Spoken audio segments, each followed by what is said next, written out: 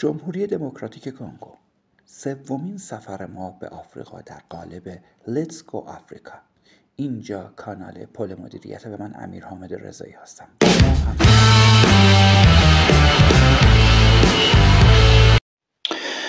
درود دوستان، به سومین سفر به آفریقا خوش آمدید.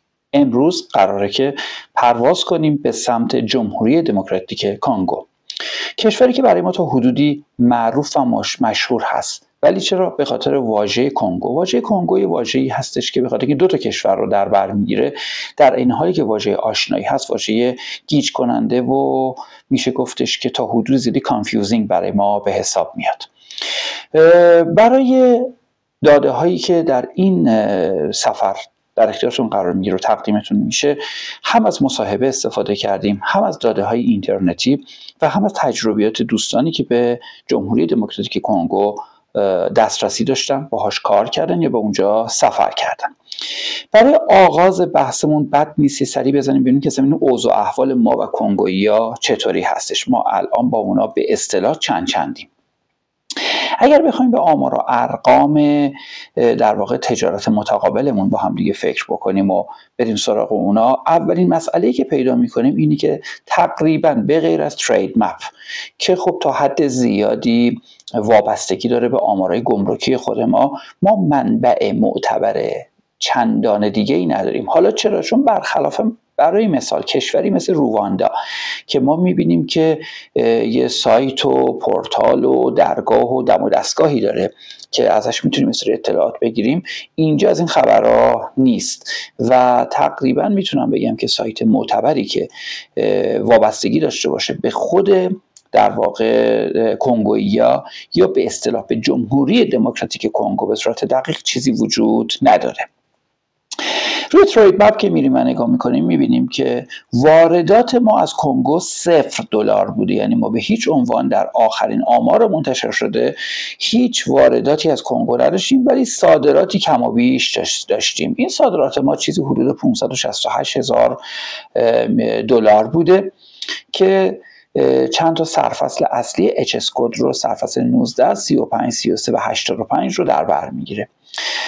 در سرفصل 19 که به نوعی حالا به زبون ساده میتونیم بگیم که مواد اولیه برای فراوری غلات و آرد و نشاسته و شیر و پاستا و ماکارونی و اینجور چیزها هست، ما $200,000 صادرات داشتیم. در سرفصل 35 که در واقع بحث نشاسته فراوری شده هست و مواد صنعتی از این دست هست رو در نظر بگیرید، بحث چسب هست، رزین هست، آنزیم ها هستش، حدود $117,000 ما صادرات داشتیم.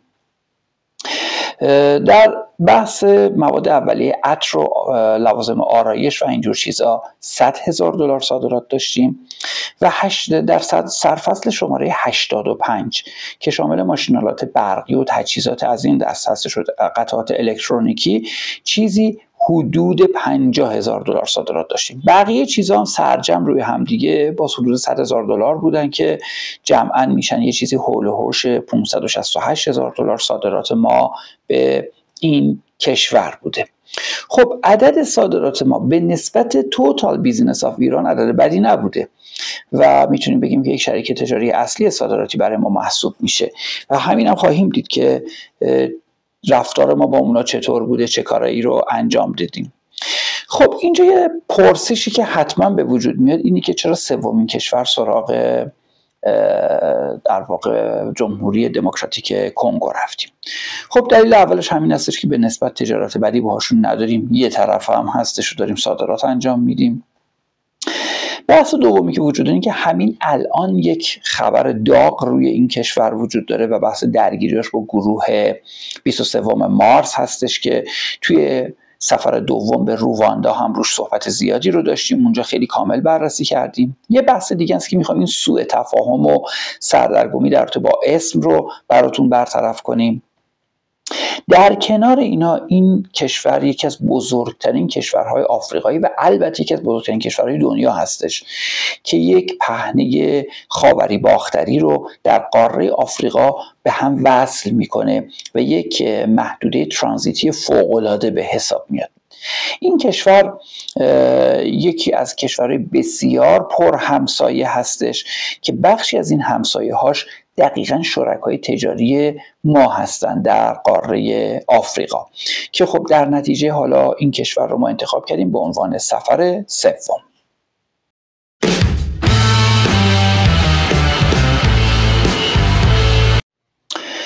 خب کشور کنگو برای ما آشنا هست. حالا این آشنایی ما با کنگو یه بخشیش برمیگرده به کنگوی بزرگ که حالا براتون توضیح میدم. یه جمهوری کنگو هم هستش که در همسایگی همین کشور هست و این جمهوری دموکراتیک کنگو که حالا جمع دوتاشو با هم ببینیم. و واژه باستانی کنگو یکی از اون جهت برای ما آشنا هست. اما شخصیت هایی که ما در رابطه با این کشور از این کشور میشناسیم و آدمای مهمی بودن و آدمای مشهوری بودن، دو نفر هستن. یکیش پاتریس لومومبا هست. پاتریس لومومبا رو ما بیشتر اصلا با اون خیابونی که اداره گذرنامه هم توش قرار داره در خیابون ستارخان تهران میشناسیم.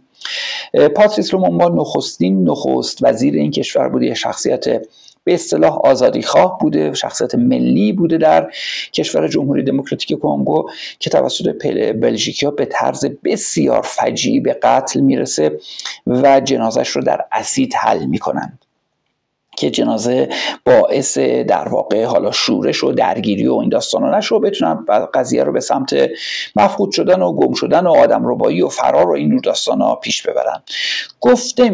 گفته میشه سرود انقلابی هوا دلپذیر چون گل از باغ بردمید برای ایشون نیروهای انقلابی در سال 57 خوندن. چقدر درسته یا غلطه کسانی که این رو ساختن مثل آقای اسفندیار منفردزاده هستن که باید بیان الان پاسخگو باشن ببینیم که آیا اینو واسه پاتریس لومومبا خوندن یا داستان دیگه ای توش بوده.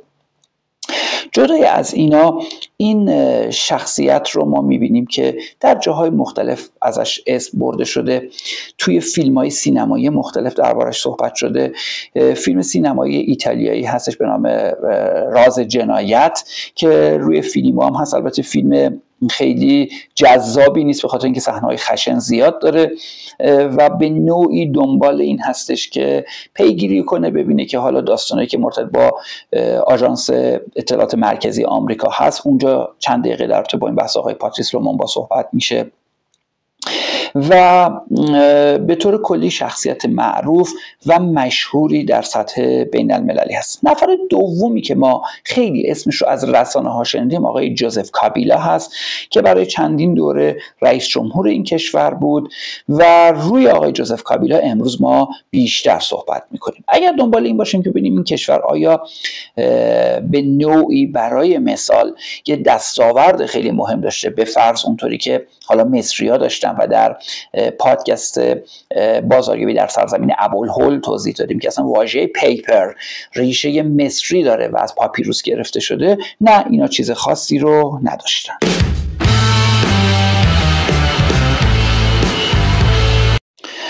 واحد پول این کشور فرانک کنگویی هست که واحد پول به نسبت ضعیفی محسوب میشه. هر 2800 و تقریبا 63 تا CDF کانگولیس فرانک معادل $1 آمریکا تلقی میشه.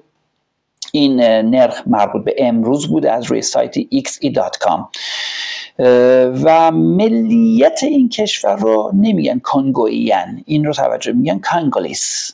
کانگولیس میشه کنگویی. این واژه رو خواهش میکنم دوستانی که علاقه‌مندن چه با DRC چه با کنگو در ارتباط باشن به ذهن بسپرن که خب اشتباه تلفظ نشه، چون همیشه اشتباه و تلفظ غلط ملیت کشورها میتونه برخورنده باشه. اینو توجه داشته باشیم که بعضی از مواقع ممکنه یک اشتباه کوچیک اینطوری یک معامله بزرگی داده سطح بزرگ رو از بین ببره. خب در این کشور که یک کشور بسیار بزرگ هست، همونطور که خدمتتون عرض کردم در مجموع بیش از 200 زبان وجود داره، اما زبان رسمی در این کشور فرانسوی هست. زبانی هست که در همه جای کشور بهش تسلط کافی دارن، یه حالتی مثل زبان مادری داره. تمامی ادارات، دانشگاه‌ها، مدارس، سخنرانی‌ها، لکچرها همه به زبان فرانسوی ارائه میشه. اما در بین این 200 زبان که حالا فرانسوی یکیشه، 4-5 تا زبان دیگه هم هستن که زبانای به نسبت رایجی هستن. یه زبانی هست به نام کیکونگو که اسم دیگه کیتوبا هست، یه زبانی هست به نام لینگالا، یه زبانی هست که برای ما تا حدودی آشنا است که تقریبا در همه جای آفریقای خاوری رواج داره بعد از زبان رسمی انگلیسی یا فرانسوی، که زبان سواحیلی هست که تا جایی که من میدونم دانشگاه آزاد هم در ایران در مقاطع مختلف این رو تدریس میکنن و ما کرسی زبان سواحیلی در دانشگاه آزاد داریم. و زبان دیگه زبان تشیلوبا هستش که زبانهای محلی هستن. اما فراموش نکنیم که اون زبان اداری رسمی که ما باهاش سر و کار پیدا میکنیم همون زبان فرانسوی هست.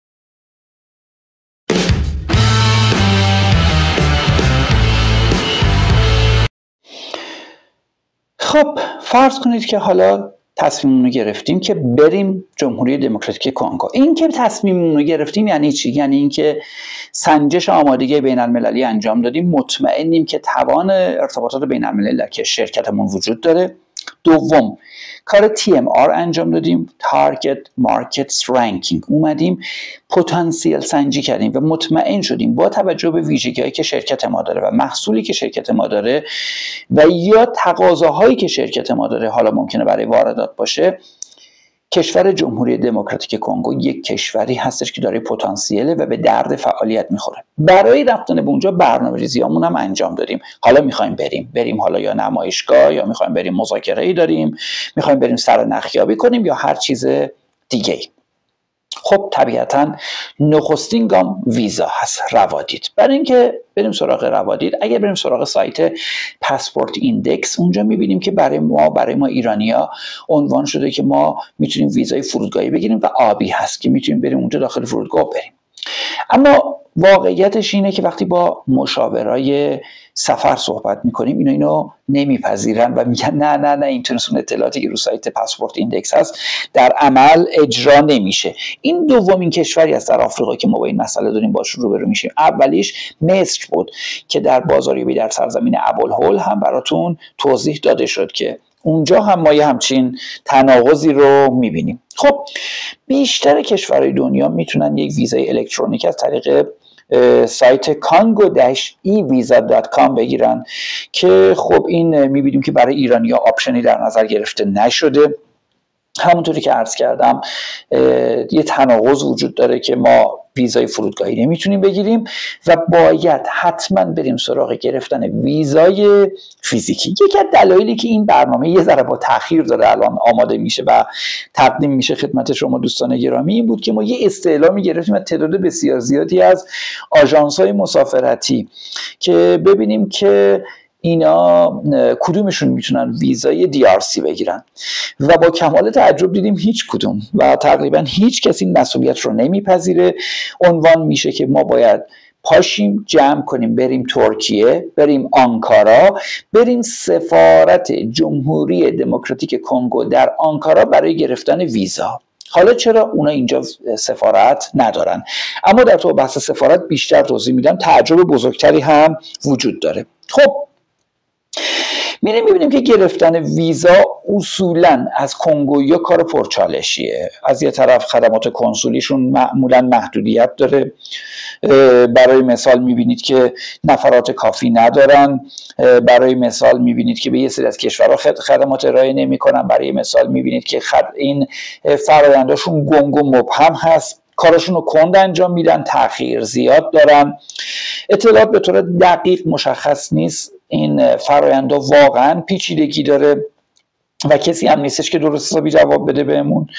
بحث مسائل زبان هست که با توجه به اینکه حالا ما فکر میکنیم فرانسوی صحبت میکنن میشه باشون یه جوری ارتباط گرفت، میبینیم که نه، فرانسویشون لهجه داره، اون فرانسوی نیستش که ما تصور میکنیم و این مسئله باعث میشه که مقداری سوء تفاهمایی ایجاد میشه.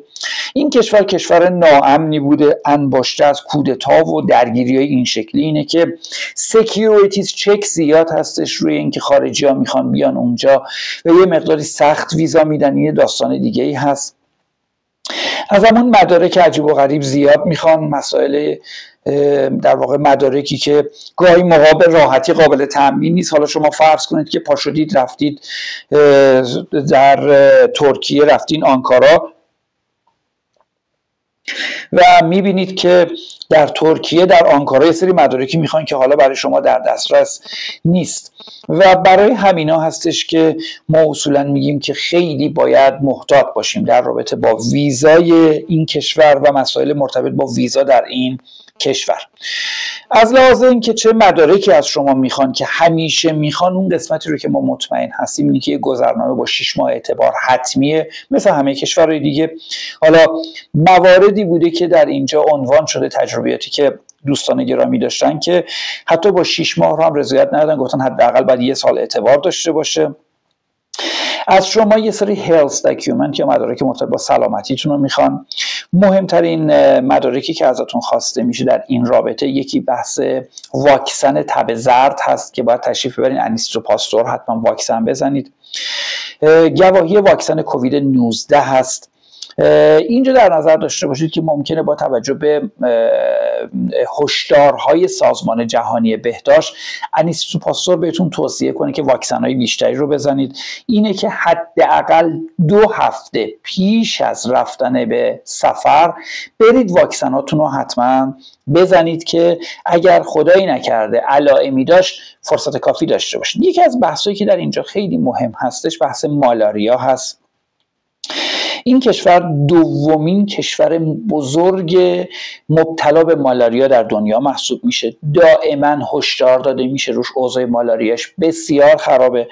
12.3% از موارد مالاریا در این کشور دیده میشه. 11.6% از مرگ‌های مرتبط با مالاریا در اینجا دیده میشه. و باید خیلی مراقب خودتون باشین.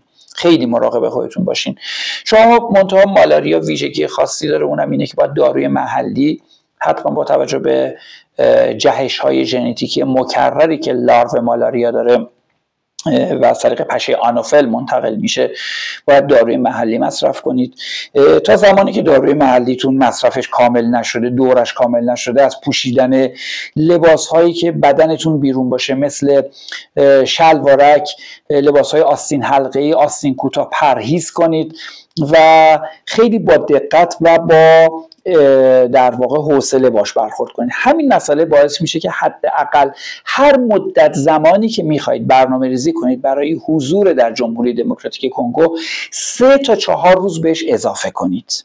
چرا؟ به خاطر اینکه معمولا این داروهای مالاریا یه دوره 3 تا 4 روزه پشت سر هم داره مصرفشون و بهتره که تو اون 3 تا 4 روز شما همچنان بدنتون ممکنه آسیب ببینه، از هتل بیرون نیایید. بهتره که توی هتل حضور داشته باشید، ایمنی کسب کنید و بعد بیاین بیرون. نکته دومی که وجود داره اینه که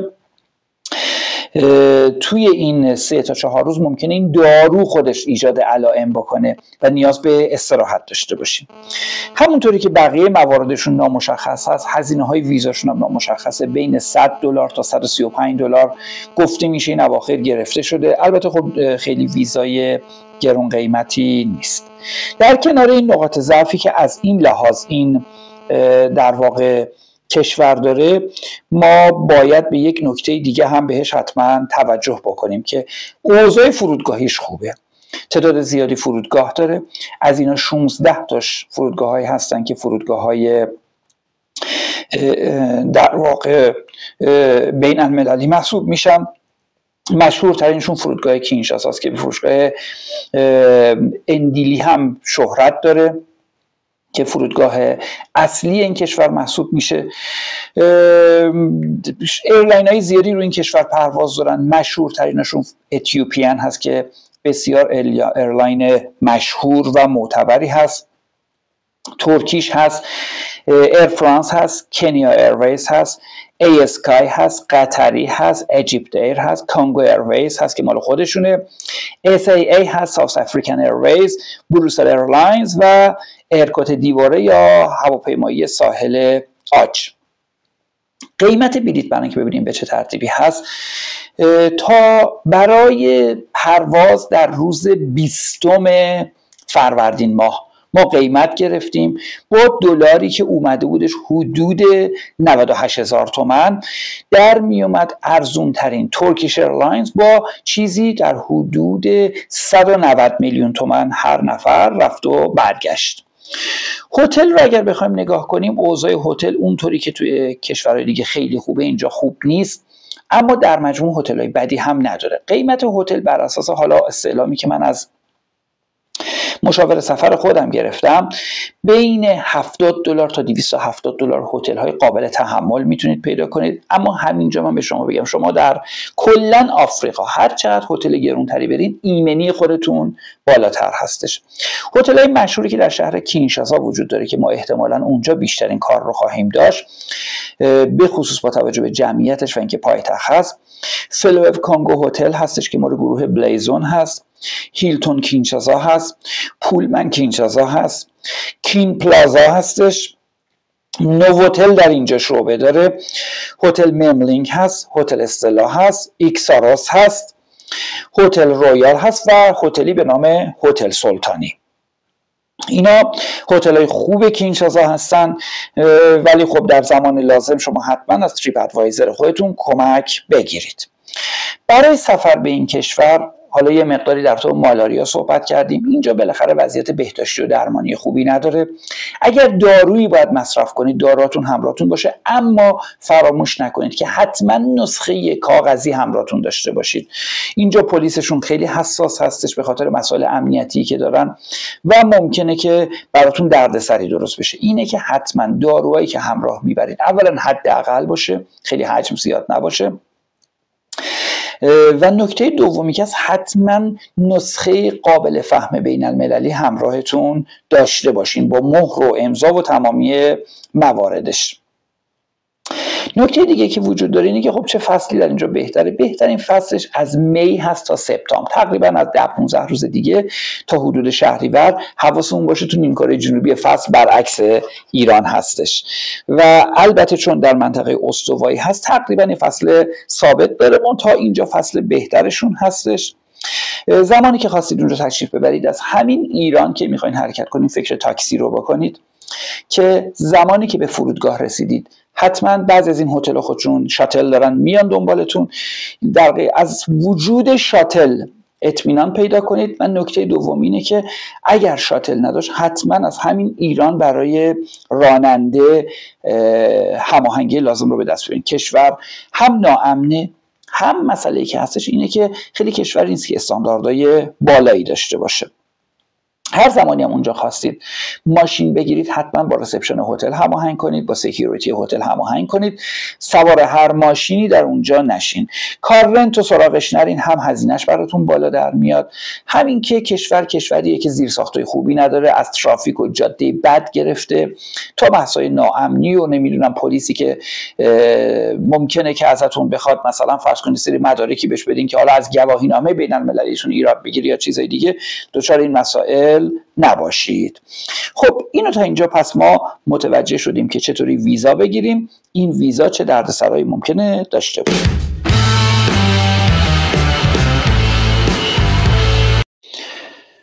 خب ممکنه گروهی از دوستان بگه ما داریم میریم تو کشور به این بزرگی تو قلب آفریقا، بهتره که سریعا به طبیعت و حیات وحش زیباش بزنیم. بله کاملا درسته.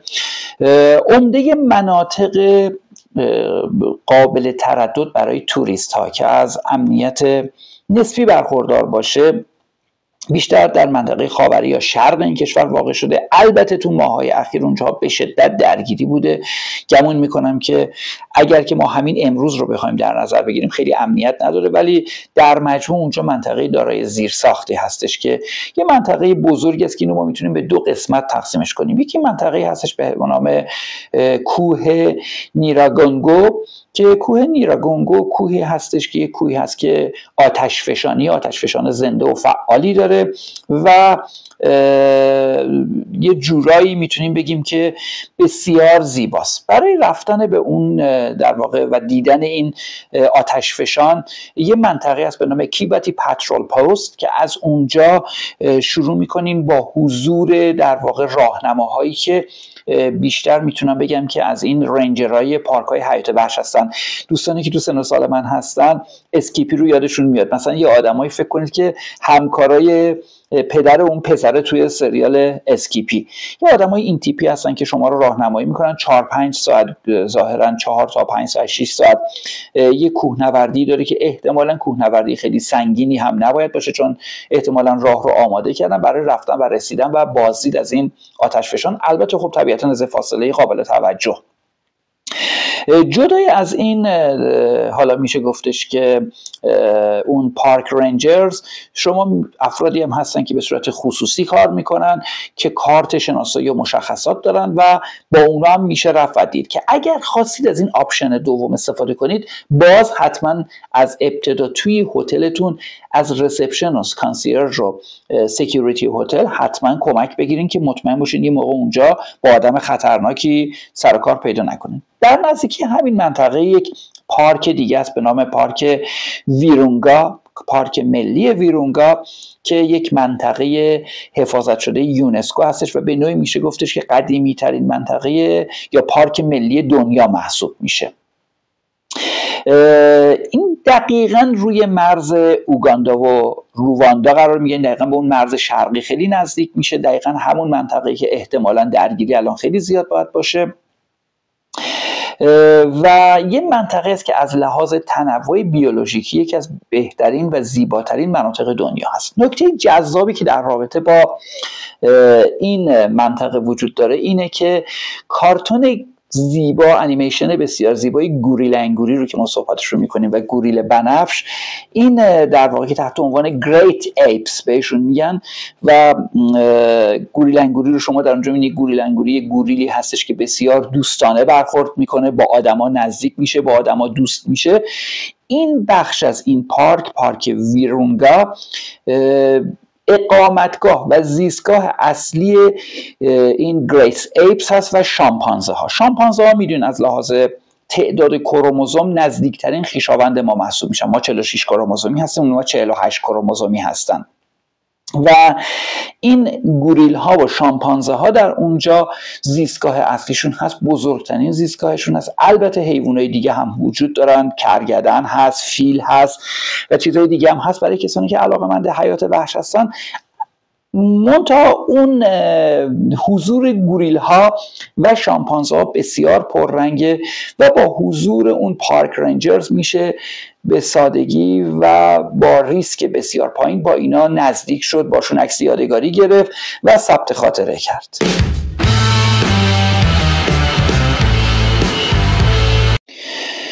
خب بریم از تو دل تاریخ ببینیم در گذشته ها در این کشور چه خبر بوده. ما اسم این اپیزود رو گذاشتیم بازاریابی در سرزمین فلینتستونز. فلینتستون یک انیمیشن بسیار زیبا بود که بچه های همسن و سال من و بزرگتر از من یادشون میاد. فکر میکنم گمون میکنم که نسل‌های بعدی خیلی با این فلینتستونز آشنا نیستن. حداقلش اینی که اگر ورژن های بروزی هم داشته ما ایرانی‌ها کمتر باش در ارتباط قرار گرفتیم. این کشور به نوعی میتونیم بگیم که قدیمی ترین زیستگاه بشر به حساب میاد. از حدود 90,000 سال پیش و از دوران پارینه سنگی میانه آثار بسیار زیادی در این کشور وجود داره که باز به ویژه در همین مناطق خاوری و شرقی دیده میشه و اولین زیستگاه‌های نیاکانی هست که تصمیم گرفتن از غار بیان بیرون، ابزار ساختن، اومدن از این ابزارها استفاده کردن و اینجا حضور پیدا کردن. خب پس همینجا ما باید متوجه بشیم در این منطقه احتمالاً غار هم زیاد باید وجود داشته باشه. اما جدای از اون بحث اینی که ما اینجا اسم رو گذاشتیم فلینتستون، به خاطر اینکه در واقع همین انیمیشن به اون زندگی بشر اولیه توجه داره در دوران پارین سنگی و البته با هنر و خلاقیت واقعا شگفت انگیز در واقع هانا باربارا ما میبینیم که تمامی مصادیق زندگی مدرن رو این فردی فلینتستون که خود فلینتستون در واقع میشه همون واژه سنگ چخماق، فردی فلینتستون در زندگی خودش دوستش که همسایه‌شون هست، نمیدونم زن و بچهش، اون دایناسور دست آموزی که به نام داینا کنارشون هست و بقیه موارد داره. اینه که ما به استعاره از این انیمیشن زیبا اسم این اپیزود رو گذاشتیم بازاریابی در سرزمین فلینتستون. خب تاریخ مدونی که ما از اینا داریم اینو میدونیم که یه امپراتوری بوده، یه پادشاهی بوده، یه شاهنشاهی بوده به نام کنگو. البته کنگوی امروزی رو ما با سی می نویسیم، اونو با کی می نویسیم، که در مناطق غربی و مرکزی آفریقا و اون قسمت‌هایی که امروز اسمش هست جمهوری دموکراتیک کنگو طی سده‌های 14 تا 19 میلادی حکومت می‌کردن. یعنی چیزی حدود 500-600 سال یه حکومت کاملا مشخص در این مناطق که امروز کنگو هست و برخی کشورهای دیگه قرار می‌گیره یه امپراتوری بزرگ در اینجا وجود داشته. اواخر قرن 15 سرکله دریانوردهای پرتغالی پیدا میشه، همون دریانوردهایی که ما یک درس اساسی در شاخاب پارسی بهشون دادیم در اینجا و الان یه گورستان در قشم دارن، اینا اونجا هم رفته بودن. دریانوردها وقتی که میرسن شروع میکنن به در واقع تعامل با همین امپراتوری کنگو که این باعث میشه به مرور وضع پادشاه و خانواده سلطنتی در اونجا خوب میشه که یه رفاه نسبتا زیادی رو هم ایجاد میکنه. سال 1506 میلادی یه پادشاهی به نام کینگ آلفونسو یا پادشاه آلفونسو اول نخست به پادشاهی میرسه در همین در واقع کنگو و در همین منطقه که ما صحبت میکنیم. این پادشاهی کنگو در واقع یک پادشاهی بومی بوده، همینطوری که براتون توضیح دادم، و این کینگ آلفونسو هم یه شخص بومی هست که در اونجا پادشاه است. فکر نکنین که چون اسمش آلفونسو است مثلا اسپانیایی یا پرتغالی بوده. خب این با توجه به اینکه میبینه اوضاع احوال تجارت برده خوبه میاد وارد این قضیه میشه و شروع میکنه حالا اینطوری که گفته میشه از داخل کشور خودش شاید نه ولی از کشورهای همسایه و مناطق همسایه آدم ربایی میکنه برای اینکه وارد بحث تجارت برده بشه. به هر ترتیب این کینگ آلفونسو با توجه به اینکه از هر راهی سعی میکرده پول در بیاره، پس از مرگش به نوعی کشور رو دچار بحران میکنه که حالا ما بحران اونا رو خیلی وارد بحثشون تو این مقطع دست کم نمیشیم. این تجارت برده از همون سال حدود 1500 که این کینگ آلفونسو سرکلش پیدا شده بوده تا حدود 1850 ادامه پیدا میکنه. سال 1870 یک کاشفی پیدا میشه به نام هنری مورتون. هنری مورتون استنلی اسم کامل این آقا هست و این میاد وارد میشه و شروع میکنه به اکتشاف، میشه گفتش که کاملا حرفه‌ای، که بتونه نقشه برداری کنه بدون اینجا چه خبره، اینجا چه چیزایی وجود داره و شاید اون کتاب 5 هفته پرواز با بالون بر فراز آفریقا ژول ورن به نوعی اشاره داشته باشه به همین فعالیت‌های این آقای هنری مورتون استنلی. خب از همین حدود 1870 به بعد کم کم سر و کله بلژیکیا پیدا میشه و در زمان کینگ لئوپارد دوم، شاه لئوپارد دوم، اینا میان و این منطقه رو به عنوان مستعمره بلژیکی ها در نظر میگیرن. خب طی مدت زمانی که بلژیکی ها در اینجا بودن، بلژیکی ها اصلا در آفریقا و به ویژه در غرب آفریقا مردمان خوشنامی نیستند و متهم هستند به قتل، به شکنجه، به تجاوز، به انواع سوء استفاده ها، به بردهداری بسیار خشن و مسائلی مثل این که در مجموع باعث میشه 1908 اینا دیگه به طور کامل این مناطق رو در اختیار خودشون قرار میدن. از 1908 که بلژیکیا دیگه یک تسلط کاملا دیگه در نظر بگیرین، یه چیز حدود 40-50 سالی طول میکشه تا اینا به اون تسلط کامل برسن. تا 1960 اونجا حضور داشتن و اینطور که گفته میشه از هیچ جنایتی فروگذار نبودن. نهایتا در سال 1960 با توجه به ضعفی که کشورهای اروپایی پس از جنگ جهانی دوم پیدا کردن و بسیاری از مستعمراتشون را از دست دادن یا شاید سیاستشون بود که از دست بدن، همونطوری که حالا امروزه گاهی موقع گفته میشه که ظهور گاندی، جمال عبدالناصر، مصدق و دیگران هم به نوعی در جهت حفظ منافع انگلستان یا بقیه قدرت رو در مناطقی مثل حالا خاورمیانه و آسیای مرکزی بوده، اینجا همین اتفاق میفته و 1960 این کشور مستقل میشه. این کشور از زمانی که مستقل میشه دچار بحران‌های زیادی میشه و نهایتا در سال 1965 یه نفر به نام جوزف کاساووبو میاد و قدرت رو کاملا به دست میگیره. این آقا به شدت دنبال پانافریکانیزم بوده. پانافریکانیزم این اواخر هم دوباره خیلی طرفدار پیدا کرده و گفته میشه برای مثال رئیس جمهور کنونی بورکینافاسو، مالی یا نامیبیا دنبال یه همچین چیزی هستن و میاد روی این اصول یه مقداری وای میسته. در هر صورت قدرت از ایشون میرسه کم کم دست آقای موبوتو. رژیمش تا دهه 90 میلادی ادامه پیدا میکنه. در دهه 90 میلادی نهایتا مجبور میشه که قدرت اپوزیسیون رو بپذیره و قدرت رو با اونها تسهیم کنه. توی همین شرایط هستن که نخستین جنگ رواندا و جمهوری دموکراتیک کنگو رخ میده. توجه داشته باشین که رواندا بسیار کشور کوچیکیه. ما در اپیزود بازاریابی در سرزمین نسل کشی به طور دقیق این مسئله رو توضیح دادیم. خب این باعث میشه که وارد میشن کنگو یا کشور رو اسخای میکنم رواندا یا وارد میشن کشور رو به اشغال خودشون در میارن و یه مقداری وضعیت به هم میرسه.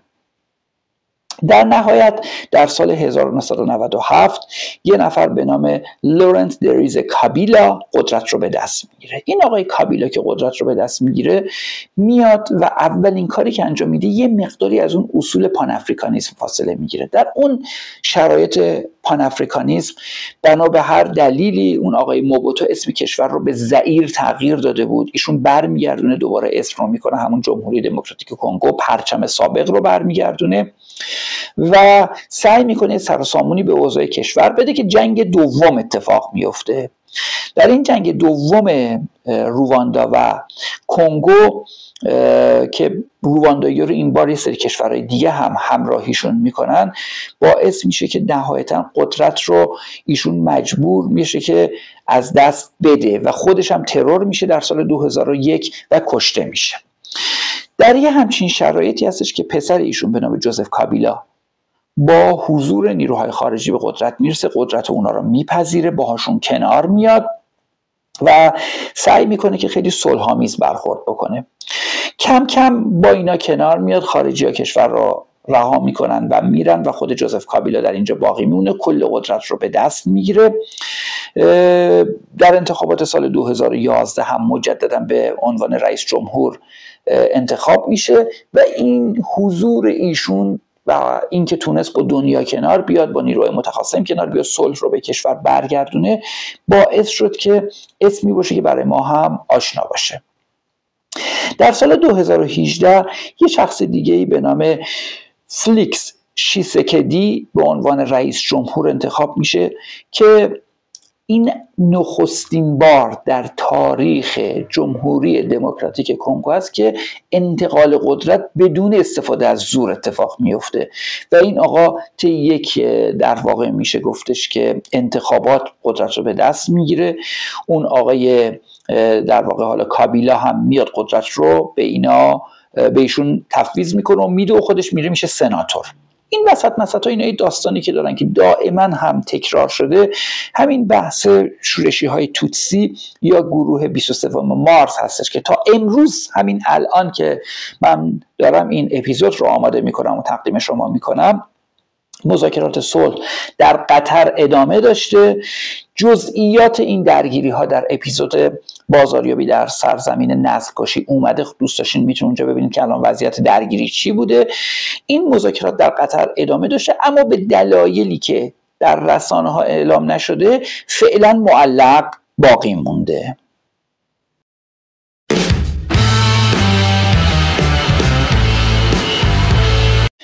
اگه بخوایم یه خلاصه از وضعیت سیاسی امروز این کشور داشته باشیم، اسم رسمی این کشور Democratic Republic of Congo DRC هست، کشور جمهوری دموکراتیک کنگو. در مکاتباتتون این رو خواهش میکنم بهش توجه داشته باشین. در ضمن به طور کلی در قراردادهایی که نوشته میشه همواره از اسم رسمی ثبت شده سازمان مللی کشورها استفاده کنین، به ویژه در تو این کشورها که کشور دیگه هم وجود داره، یعنی یه کنگوی دیگه هم هست.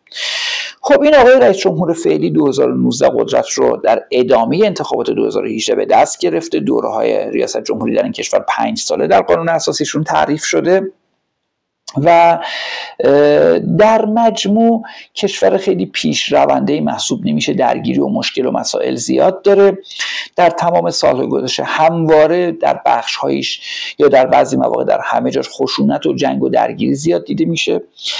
از لحاظ کودک سربازی یکی از بدترین وضعیت‌ها رو در دنیا داره و کودک سرباز در این کشور فراوون هست متاسفانه، و شرایطی که در اینجا ما داریم می‌بینیم باعث شده که این گروه‌های چریکی با توجه به فقر فزاینده که وجود داره بیان بچه‌ها رو به خدمت بگیرن و مثلا برای فقط صرفاً سیر کردن شکم یه بچه پدر مادرش راضی بشن که اینو بفرستنش بره جنگ.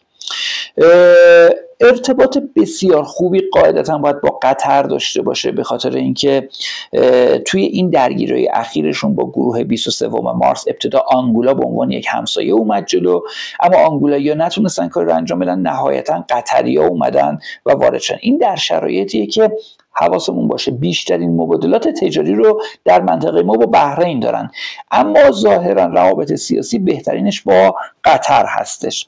از لحاظ نوع ارتباطاتشون با بقیه دنیا اگر بخوایم در نظر بگیریم، ارتباطات نسبتاً گرمی با روسیه و چین دارن و این جمله از رئیس جمهور این کشور چندین بار نقل شده که در هر شرایطی من روسیه و چین رو به کشورهای غربی ترجیح میدم. شاید یکی از علتاش این باشه که یک کشوری مثل بلژیک در اینجا جنایات زیادی رو انجام داده بود.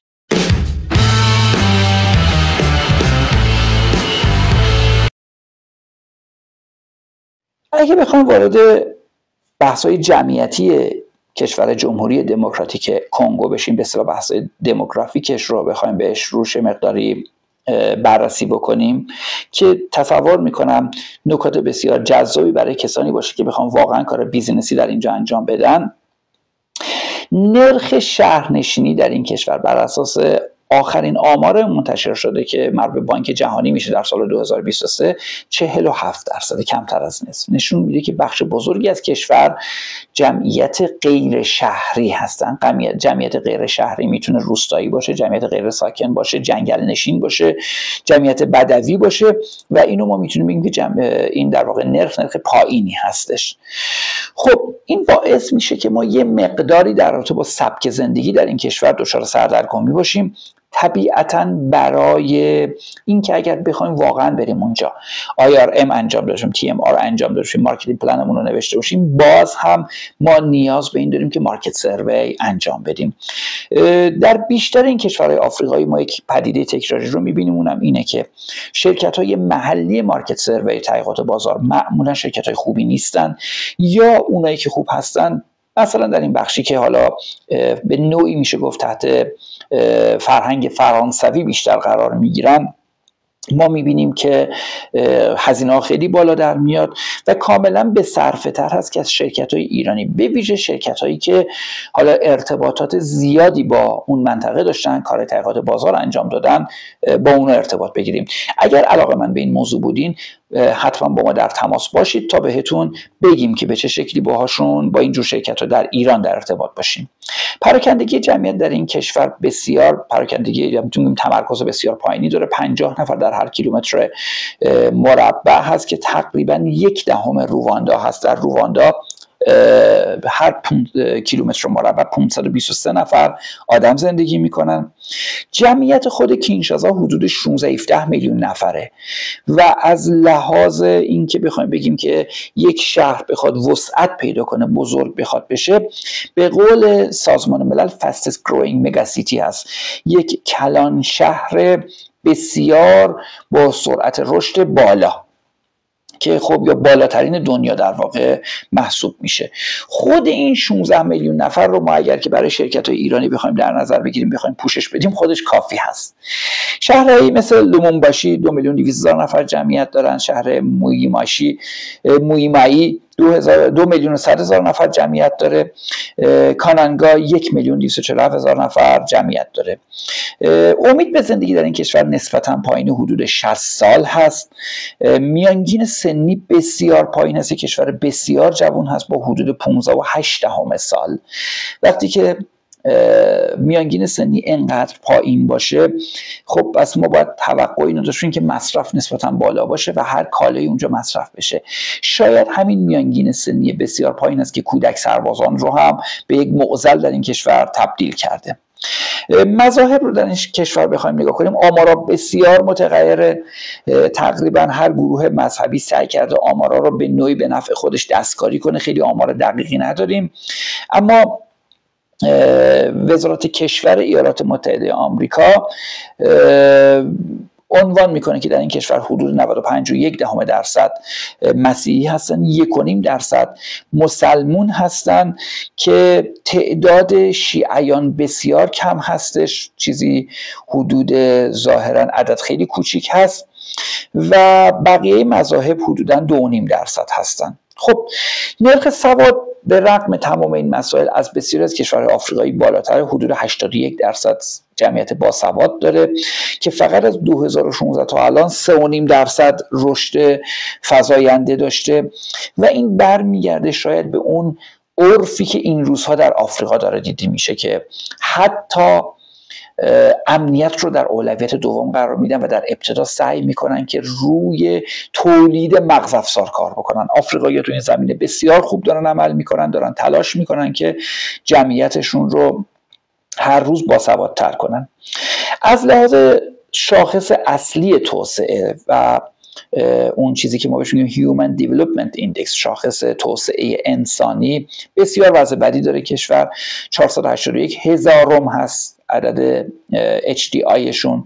در بین 193 کشور رتبه 180 رو دارن که البته برای محصولات ایرانی حتما فضای خوبی خواهد بود، به خاطر اینکه وقتی که HDI پایین باشه طبیعتاً توقع از کیفیت، ایمنی و بقیه مسائل پایین میاد، حتی بحث‌های زیست محیطی در اولویت‌های بعدی قرار میگیره و خب ما میتونیم بگیم که اگر محصولاتی رو ما داریم که فکر میکنیم به راحتی صادر نمیشه، چرا در اینجا قابلیت صدور دارن.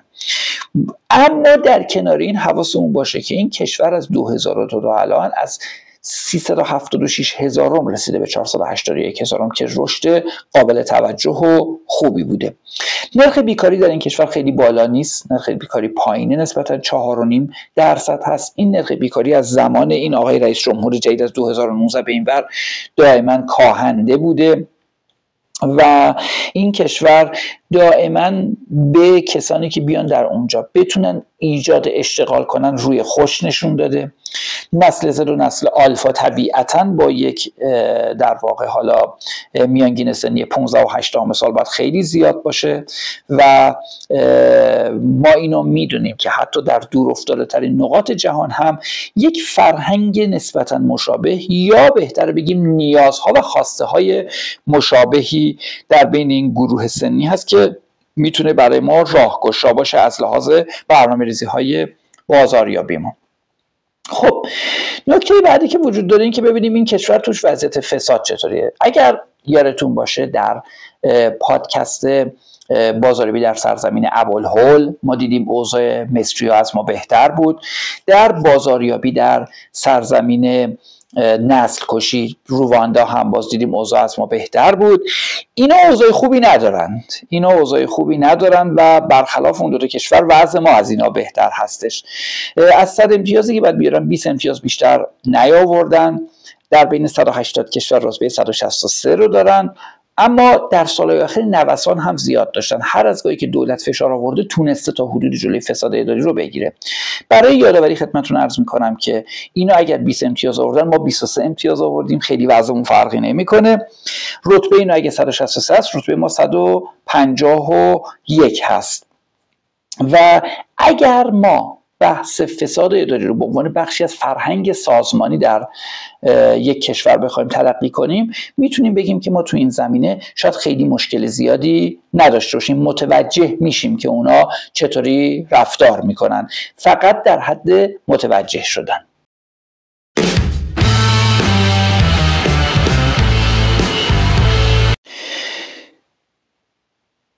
زمانی که ما داشتیم در رابطه با بحث تجارت متقابل با این کشور صحبت می‌کردیم، دیدیم که ما 568,000 دلار صادرات داریم، واردات نداریم. ارتباطات سیاسیمون هم همینطوری هستش. ما در اونجا سفارت داریم ولی اونا در ایران سفارت ندارن که این یکی از موارد خیلی استثنایی و جذاب و جالب است. سفیر ما در کشور جمهوری دموکراتیک کنگو آقای امیر حسینی هستند و در اونجا مستقر هستند و حالا اگر که مواردی باشه که نیاز به فعالیت‌های کنسولی و دیپلماتیک و اینا داشته باشید، میتونید با سفارتمون در اونجا در ارتباط باشیم. اما اونا در ایران سفارت ندارن و برای همین هم هستش که ما برای ویزا باید پاشیم بریم آنکارا. اینه که چرا اونا در اینجا سفارت ندارن ولی ما در کینشاسا سفارت داریم، موضوعی هستش که شاید باید وزارت امور خارجه و دوستان دیپلمات بتونن پاسخگو باشن. اما از کشوری مثل جمهوری دموکراتیک کنگو خیلی هم بعید نیستش که بخواد همچین رفتاری داشته باشه. ارتباط ما با این کشور بر اساس اطلاعات مندرج در روی سایت وزارت امور خارجه جمهوری اسلامی از سال 1973 ما با اینها در ارتباط بودیم و سفارت داشتیم.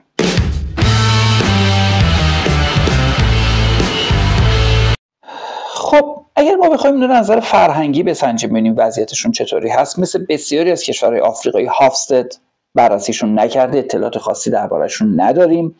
نزدیکترین شاخصی که داریم که میتونیم بررسی کنیم شاخص ورلد هپینس هست یا ورلد هپینس ریپورت هستش که آخرین گزارشی که اومده مال سال 2024 بوده. امتیاز اینا حدوداً 3.5 از 10 هست که 141مین کشور در بین 147 کشور هست. برای تشخیص مسائل فرهنگی حالا پیشتر اشاره شد، بحث سبک زندگی و مواردی مثل این حتما نیاز به تحقیقات بازار میدانی هست. اطلاعات زیادی وجود نداره، منابع معتبری وجود نداره. در رابطه با عادات رسانه‌ای اینها یه سری گزارش‌هایی هست، اما این گزارش‌ها چقدر قابل اعتماد هست خیلی قابل قضاوت نیست، قابل داوری نیست، نمیتونیم متوجه بشیم، چون هر کدوم از مراجعی که گزارش رو تهیه کردن به نظر میاد که گزارش رو به نوعی در جهت منافع خودشون در نظر گرفتن. از لحاظ تکنولوژیک ما میدونیم که انواع رسانه‌ها در اینجا وجود داره، از رسانه‌های سنتی مثل رادیو، تلویزیون و روزنامه تا انواع در واقع میشه گفتش که رسانه‌های مدرن. به طور کلی به خاطر مسائل امنیتی رسانه‌ها با دولت در اینجا دردسر زیاد دارن، دائما درگیر هستن. چیزی که ما میدونیم اینه که رسانه‌های سنتی تر چون پوشش کامل تری دارن محبوبیت زیادی دارن. همچنان رادیو در اینجا بسیار پرطرفدار هستش و پوشش بسیار گسترده‌ای داره.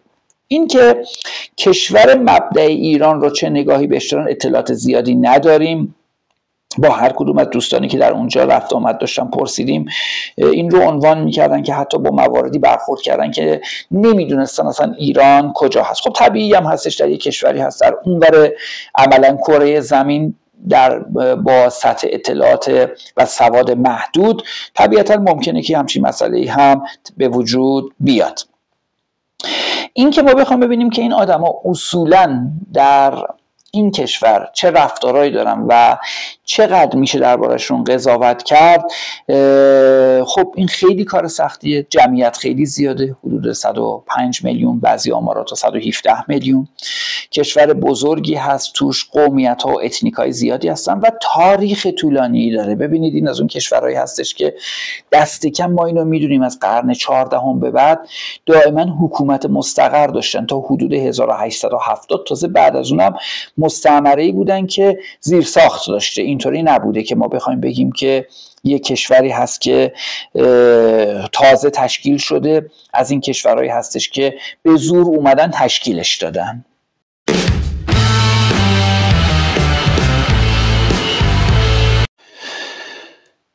اگه بخوایم در رابطه با بحث مذاکرات، سبک مذاکراتی و موارد مرتبط با این در رابطه با این کشور صحبت کنیم، در جمهوری دموکراتیک کنگو، خب با توجه به این که میبینیم حالا این یک کشوری که اقتصادش نسبتاً دولتی هست، از طرف دیگه یه ساختار قبیله‌ای داره و خیلی هم کشور پیشرفته این نیست، طبیعتا فاصله قدرت در اینجا بالا هست. جایی که فاصله قدرت بالا هست، شما تا جایی که میشه باید تلاش کنید خودتون رو برسونید به اصطلاح به اون بیگ بیگ باس، تا جایی که ممکنه خودتون رو برسونید به اون نفر رأس مجموعه که کار آسان‌تر پیش بره.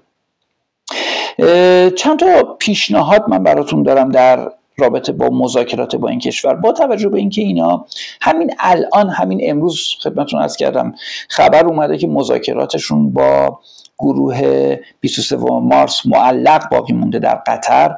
خب درگیری زیاد دارن. وقتی یه همچین درگیری هایی رو اینا در اینجا دارن، به دلایل مختلفی، از جمله اینکه ممکنه احساسات افراد جریحه دار بشه، ممکنه که باعث حساسیت برای مثال دستگاه امنیتی بشه، بهتره که اصلا وارد این بحثا باهاشون نشید، کنجکاوی نکنید، دنبال این نباشید که بدونید چه اتفاقاتی افتاده. همه این اطلاعات رو میشه از جای دیگه پیدا کرد. بهتره که خودتون رو علاقه‌مند به بیزینس نشون بدین و علاقه‌مند به رفاقت با این آدم‌ها، فارغ از اینی که مال کدوم گروه هستن، از کدوم قبیله اومدن یا چه اتنیکی دارن. بنابراین بهتره که در تو مسائلی مثل نژادشون، قبیلهشون و اینجور چیزا هم چیزی نپرسید. اونا هر چی که خودشون دوست داشته باشن بهتون میگن. در مجموع گفته میشه تجربه‌ای که ما از مردم این کشور داریم، مثل بسیاری از آفریقایی‌های دیگه، مردمی هستن آروم و به اصطلاح ایزی گوینگ و اینه که ممکنه که مذاکرات باشون مقداری طول بکشه، ممکنه که زمان بر باشه، به ویژه اینکه در موارد بسیاری اینا کارمند ممکنه باشن. چرا؟ چون اقتصاد دولتیه. در بین 184 کشوری که داره میزان آزادی اقتصادیشون سنجیده میشه، اینا رتبه 161 رو دارن با 47.3% آزادی اقتصادی. عمدتاً گاورمنتال هستن، دولتی هستن. بخش خصوصی بیشتر قبیله‌ای و خانوادگی هست. با خودمون بخوایم مقایسه کنیم، از ما اقتصادشون آزادتره. ما 42.5% آزادی اقتصادی داریم و رتبه 169 رو در بین 184 کشور داریم. خب حالا یک کشوری در نظر بگیریم با این وضعیت که توضیح داده شده تا الان، تا حدی با شاخصهای اقتصادیشون آشنا شدیم، با وضعیتشون آشنا شدیم. طبیعتا اینا پرایس سنسیتیو یا حساس نسبت به قیمت هستن. پس قیمت یه فاکتور مهم در مذاکراتتون و در آمیخته بازاریابیتون هست. این کشور گفتیم در سالهای اخیر و با از سال 2019 به بعد با حضور رئیس جمهور جدیدشون میبینیم که وضعیت بیکاریشون بهتر میشه، میبینیم که وضعیت باسوادیشون بهتر میشه و در مجموع رو به رشد تر بودند. خب این نشون میده که پس حتما نسبت به سرمایه گذاری خارجی روی خوش نشون دادن، چون تقریبا کشوری در دنیا نیست که بتونه شاخصاش رو بدون تعامل بین المللی و بدون همکاری با بقیه کشورها و از جمله دریافت سرمایه گذاری مستقیم خارجی بهبود بده. این تجربه جهانیه که جلوی چشمون هم هست. خب اینجا که ما بریم نگاه میکنیم، میبینیم از سال 2019 به بعد به شدت اوضاع بهتر شده و فقط 2023 نسبت به 2022 بر اساس آمارهای مندرج در سایت مایکرو ترندز، اینا حدوداً 50% افزایش در جذب سرمایه گذاری خارجی یا FDI داشتن و میزان سرمایه‌گذاری خارجی در این کشور در سال 2023 به 1 میلیارد و 670 میلیون دلار رسیده. خب همینجا نشون میده که پس احتمالاً سکیوریتی و سیفتی خوبی هم در تو بحث سرمایه گذاری خارجی وجود داره. اما به هر ترتیب بهتون پیشنهاد میکنیم که هر قراردادی رو خواستید به این شکل ببندین، حتما بحث لگالیزیشن از طریق سفارت خودمون رو دنبال بفرمایید. اینکه لگالیزیشن چی هست، به چه ترتیبی هست، حالا اگر علاقه‌مند بودین بفرمایید که به صورت مجزا براتون اطلاعاتش رو ارائه کنیم. همونطوری که خدمتتون عرض شد، با 105 میلیون نفر جمعیت از یه آمار و 117 میلیون نفر از یه آمار دیگه، بازار بسیار بزرگی هست، بازاری که نسل زد و نسل آلفا زیاد داره، جوونه و از طرف دیگه 9 تا همسایه داره، پس بازار خوبی برای ری اکسپورت هم هست. این شرایط رو در نظر بگیرید، اما یه چیزی رو فراموش نکنید، ساختار قبیله‌ای دولتیه، شریک محلی فراموش نشه. تلاش بکنید تو سرنخیابیایی که میکنید حتما دنبال یک شریک خوب محلی هم باشید، یا دست کم کارمند خوب محلی.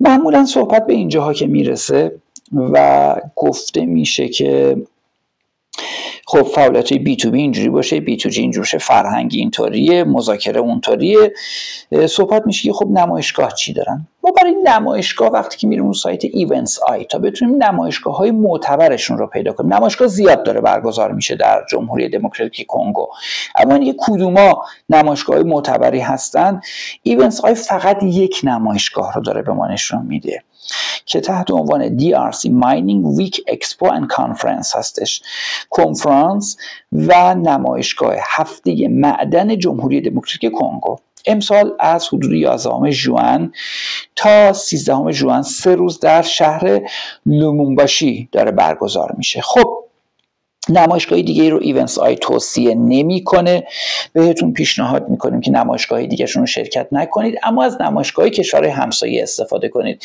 که تا الان در پادکست بازاریابی در سرزمین نسل کشی در تو نمایشگاه‌های رواندا زیاد صحبت کردیم و اونجا فضای مناسبی برای کار میتونه باشه. خب یکی از دلایلی که شاید ایونتس آی و دیگران خیلی نمایشگاه ها رو در اینجا پیشنهاد نمیکنن همین پیچیدگی ویزا، بحث‌های سکیوریتی و رفت و آمد و داستانایی مثل این هست.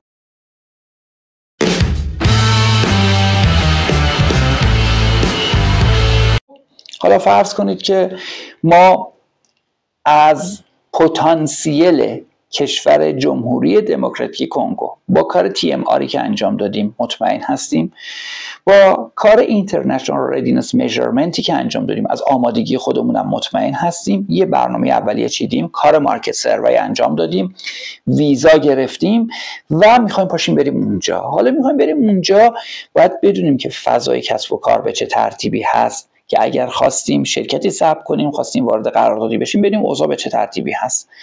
برای اینکه بریم اینجا اوضاع به چه شکلیه، بد نیست که نگاهی داشته باشیم به شاخصه‌های اصلی تعاملات بین المللی. اگه بریم سراغ دوینگ بیزنس بانک جهانی، می‌بینیم در بین 190 کشور رتبه 183 رو داره، پس فضای کسب و کارش خیلی فضای کسب و کار خوبی نیست و امتیازش هم از 136.2% و نگاه هم که می‌کنیم حتی از زمان اومدن این آقای رئیس جمهور جدیدم خیلی تفاوت زیادی ایجاد نشده. میریم ببینیم اینا بورس دارن، بورس اوراق بهادار دارن یا ندارن، که ما حداقلش این که بتونیم از روی شرکت هایی که در اونجا به عنوان ناشر بورسی تلقی میشن یه مقداری به فضای کسب و کار دقیق تر آشنایی پیدا بکنیم. میبینیم که بورس هم ندارن، اما این کشور عضو WTO هست، از 1 ژانویه 1997 عضو WTO بوده.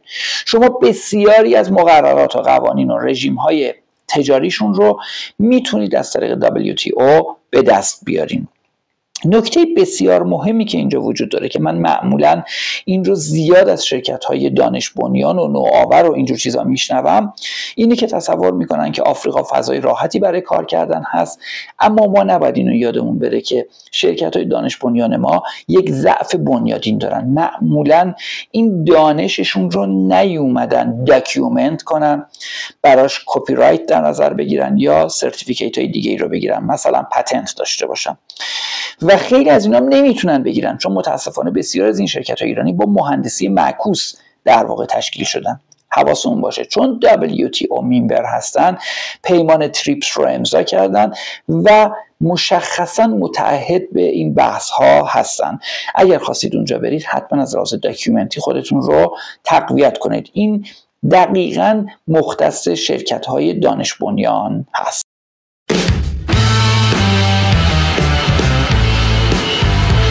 خب حالا ببینیم این کشور با بقیه کشورها چه رفتارهایی داره از لحاظ تجاری.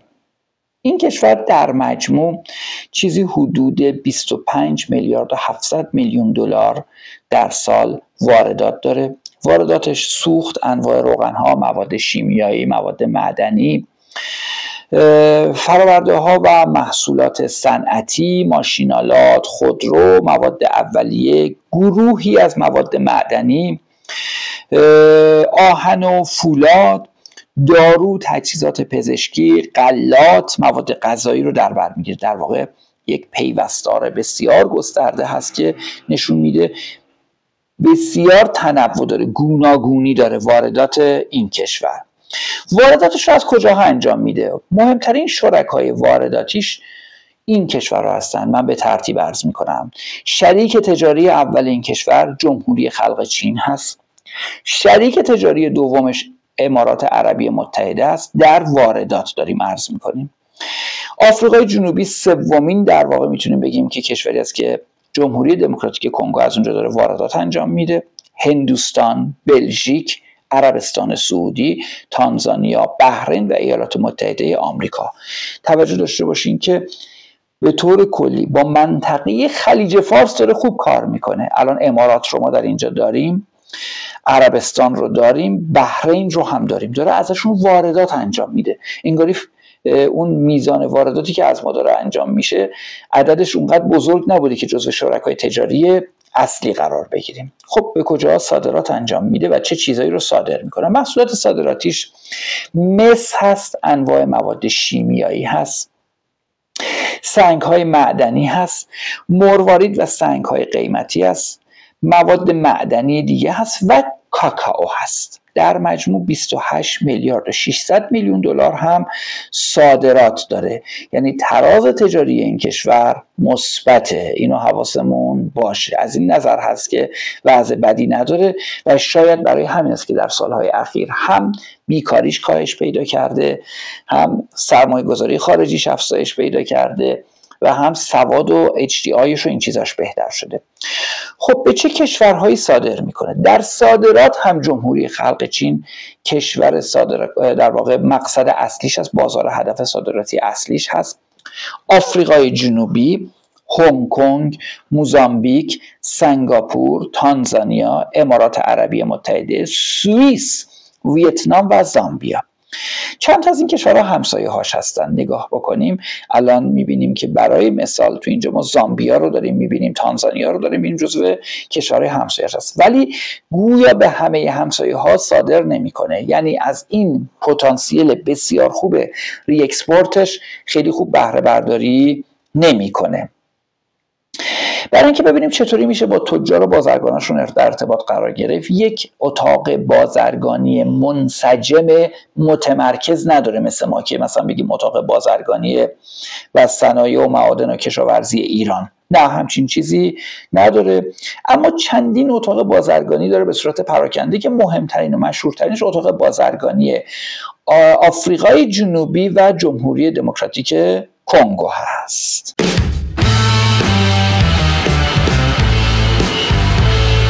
اگه بخوایم یه جمع‌بندی داشته باشیم، همونطوری که می‌بینید بازار جذابی هست، حتی میشه به سمت بازاریابی انبوه و مس مارکتینگ توش پیش رفت.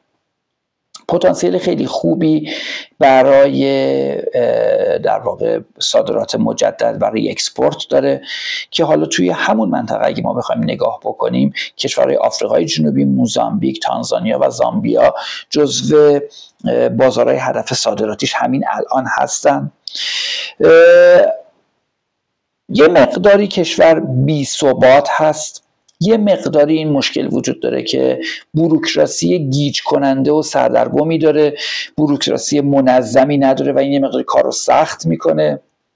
در اینجا به نسبت بسیاری از کشورهای دیگه به خاطر وجود سفارت ما میتونیم بگیم که حفاظت‌ها و حمایت‌های دولتی رو قاعدتاً باید داشته باشیم. اینی که حالا کیفیت کار سفارتمون به چه ترتیبی هست، چقدر حساسیت‌هایی رو دارن یا ندارن، اینو خیلی دقیق قابل ارزیابی نیست. اما همینی که ما ببینیم که رقم صادرات قابل توجهی به این کشور داریم و عددش نسبتا عدد قابل توجه است، نشون میده که باید سفارت فعالی باشه. پیشنهاد میکنیم که با این کشور مثل بقیه کشور وقتی وارد تفاهمی شدید این تفاهم رو کتبیش کنید و به سرعت به سمت قرارداد ببرید و حتما از سفارت خودمون واسه لگالیزیشن قراردادتون کمک بگیرید و استفاده بکنید.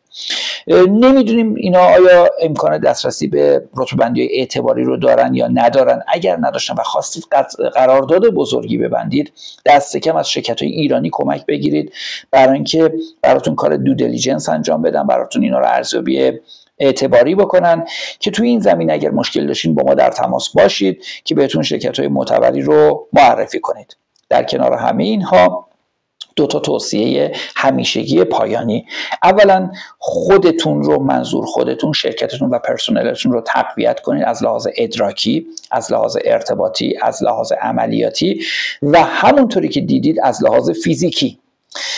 و نکته دیگه که وجود داره اینه که حتما از آمادگی بین المللی شرکتتون اطمینان حاصل کنید، حتما اولویت بندی بازار انجام داده باشید و مطمئن باشید که بازار جمهوری دموکراتیک کنگو برای شما بازار مناسبی است و بعد به سمتش برین. حتما برای اطمینان بیشتر در اونجا کار تحقیقات بازار میدانی انجام بدید. حتما دنبال انتخاب شریک محلی باشید. براتون آرزوی موفقیت میکنم. امیدوارم سال دیگه این موقع ما جای پای محکمتری از لحاظ تجاری در آفریقا داشته باشیم.